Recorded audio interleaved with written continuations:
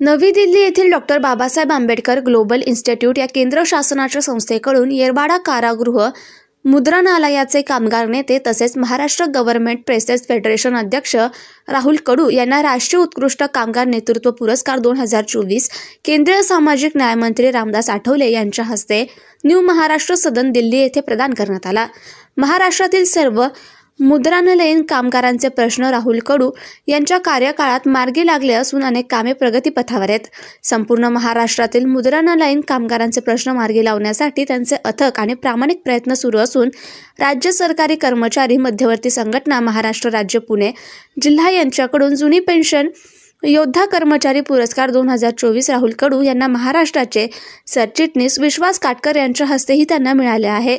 त्यांनी कामगारांसाठी मोठे योगदान दिल्याने त्यांच्या यशस्वी कार्याची दखल दिल्लीतील डॉक्टर बाबासाहेब आंबेडकर ग्लोबल इन्स्टिट्यूटने घेऊन त्यांना राष्ट्रीय उत्कृष्ट कामगार नेतृत्व पुरस्कार देऊन त्यांच्या कार्याचा गौरव केलाय। कामगार नेते राहुल कडू यांना हा पुरस्कार केंद्रीय सामाजिक न्याय मंत्री रामदास आठवले, केंद्रीय मंत्री विजय राज, मराठी अभिनेत्री दीपाली सय्यद, खासदार नितीन पाटील यांच्या हस्ते प्रदान करण्यात आला।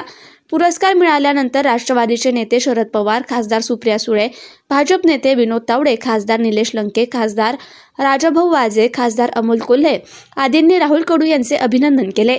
यावेळी संसद भवन, राष्ट्रपती भवन यांना भेट देण्याचा बहुमान राहुल कडू यांना मिळाला। पुरस्कार मिळाल्यानंतर महाराष्ट्रातील कामगार संघटनांनी तसेच मुद्रणालयीन कामगार संघटनांनी त्यांचं अभिनंदन केलंय।